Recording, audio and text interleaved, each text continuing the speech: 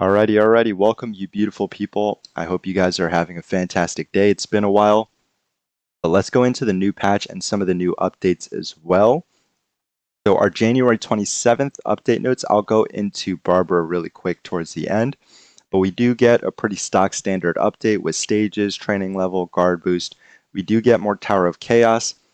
Enhancement cap has been increased. That applies to 3 people in all of Rush globally. Very nice. They did add a new airship for the Land of Conquest. So if you've been like me where you've had a ton of revolts over the past 2 weeks, this is a godsend. We do have the level cap increased to 90 as well. Really briefly, I think a lot of players thought that breakthrough stones would be the big wall for leveling up your units as time went on. We're realizing that they have amped up the amount of EXP that you need dramatically. So just from going from level 85 to 90, you need 80 Gs of monster EXP. So I never thought that I'd say this, but we need more monster EXP. We are down bad. I have plenty of breakthrough stones, but I cannot 85 to 90 another unit. So if you are running your dungeons, if you have keys, especially in that later game, monster EXP dungeon is not a bad investment for those keys anymore, especially if you have maxed out the offensive relics, the offensive ancient relics that is. We also do have the introduction of Dukkuk, which is a consumable food. This will be a buff that lasts 10 minutes for stages or Rift. Again, that doesn't apply to PvP. So it applies 10 minutes here. If you don't know Dukkuk, it's a traditional rice dish. Not a rice dish, a traditional rice cake soup dish eaten by Koreans on the New Year, and that's why we have the Lunar New Year celebration as well. We do have a check-in and this event as well. So you'll be able to get these boxes and more of the Dukkuk. So these boxes, they'll contain orbs, breakthroughs, some scrolls, pretty stock standard stuff. So nothing too crazy, but free rewards are free rewards. We do have a Gianna event as well. I don't think we really need to cover that too much. Let's go into Barbara. So her crit attack will be a 320% of attack as crit damage twice. She has a crush rate up by 20% for her melee allies. Again, crush rate up is one of the premium buffs in this game. And speaking of premium buffs, accuracy and triple hit up, fantastic. For all of the free-to-play or low-spending players or people who are just stuck in Rift generally, they've been having to use Celestia because the evasion of bosses has become very high. On top of that, she'll stack with Celestia if you're really down bad on evasion, but outside of that, she could also serve as a straight-up replacement for Celestia. And beautifully, we get a triple hit up by 10%. If you aren't aware of triple hit, what this is your crit attack has a cooldown of 2 seconds and your exclusive skill has a cooldown of 10 seconds. Outside of those timings, you're going to be using your basic attacks. Triple hit adds an additional 2 attacks, so each basic will be 3 hits instead of 1. And those additional hits can crit and crush. So what that means is during the downtime of your crit attack and your exclusive skill, your ceiling for damage, your upside for damage, goes massively up when you have a higher triple hit rate. Double hit rate is nice as well, but do note that double hit only rolls after a triple hit fails.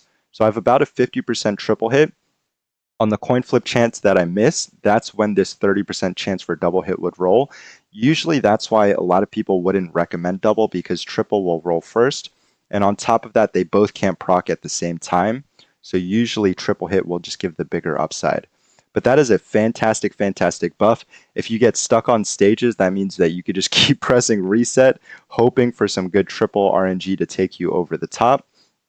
But I think these are some of the more valuable buffs that we could have asked for in the unit. A pretty stock standard 3A, just reducing skill cooldown. Going into her 5A, so she does get perfect evasion, which is what Mago has, and spurt, that's what Jaeger has, where you just fly in like a psychopath with 200% move speed at 3 seconds for the start of battle.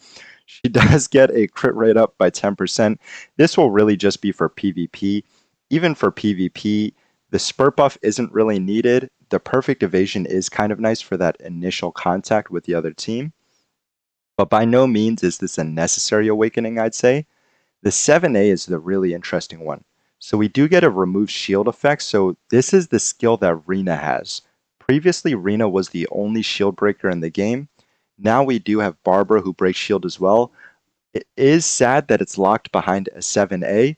And on top of that, she applies an attack speed up buff by 40% for herself for 1 second. Now, if you're looking at those stats and you say 1 second is pretty bad, these actually proc on her crit attack and not her exclusive skill. So that means that basically 1 second is going to be the downtime on her attack speed off buff, because if she does this every 2 seconds, it'll be less with cooldown reduction, but you'll have pretty solid uptime for her attack speed. And that also means that you're going to be able to remove shields pretty consistently as well, versus if you had to do it every 10 seconds. Now, looking at Barbara's kit as a whole, just at 3A, I think she has some of the best buffs in the game. Crush rate up, as well as accuracy and triple hit. You could even realistically get by with no awakenings if you just want to use her as a crush rate up buff, and these will just come with time anyways. If you do have Celestia, you can stack their buffs. But interestingly, at 7, this will be huge for PvP mostly. She does have some niche usage for removing shields. There are some Rift bosses that will have shields, as well as some tower defense mobs that may have that. Primarily, this is going to be most impactful for PvP. Now, why is it impactful? So Shazam will provide stacked shields, and on top of that, Jean will have a 5-second invulnerability, which is a shield. On top of that, when you look at units like Ophelia, Suyuha, and Doratu, this endure effect, where they aren't able to die for 3 seconds, this is a shield effect. So massively, that will be a huge bonus for PvP, guild versus guild. She is going to be a must-have if you do want to be able to counter some of those stronger teams. So really, really stacked kit.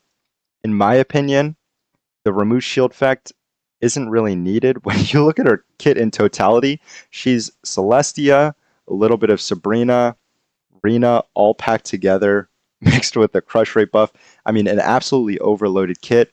But the shield effects, I'd say that's going to be more PvP usage. If you are struggling in Rift, there's about only going to be maybe 20, 30, 40 stages in total where you'll need a shield breaker.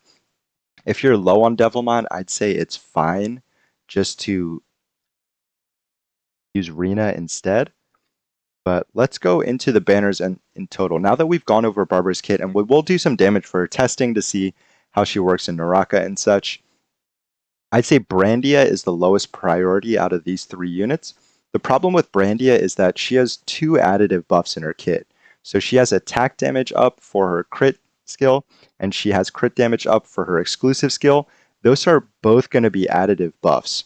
So it'll be these numbers here, the plus 20%, and this is going to be a plus 20%.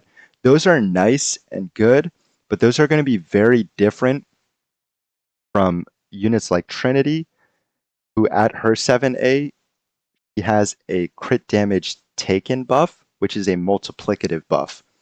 By nature, this is going to be much more valuable than Brandia's buffs. And on top of that, she does apply attack up and she does apply crit rate up. So I'd say her kit in general is better than Brandia's. I'd also say that Trinity's kit is probably better than Barbara's.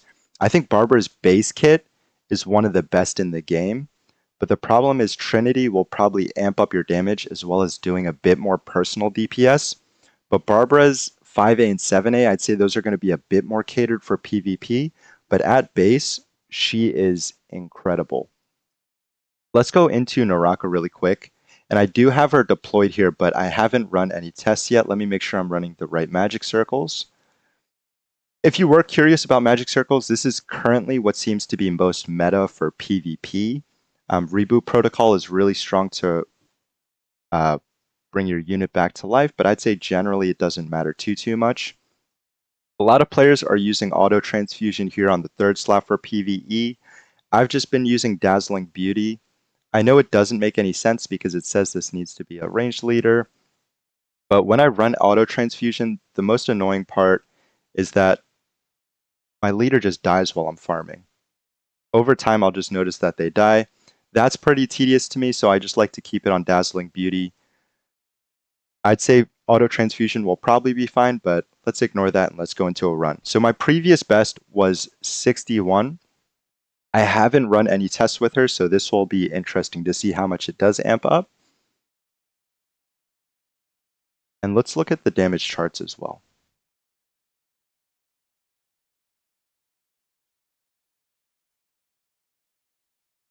Okay.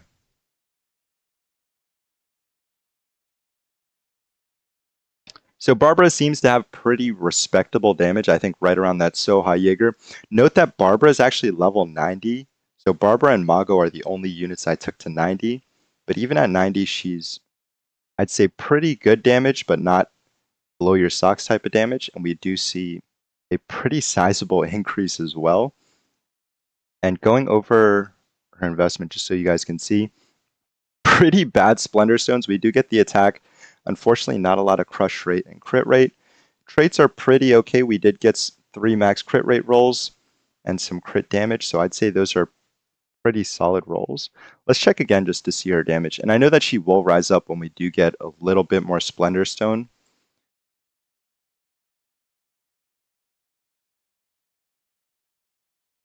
Yeah, but pretty consistently for me, the top 4 seems to be Mago, Xerath. The Xerath falls off a little bit. Trinity.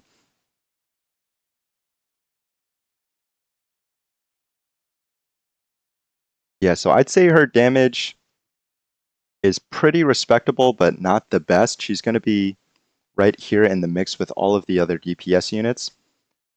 Yeah, no doubt she. Oh, yeah, she does a massive buff for your allies, no doubt.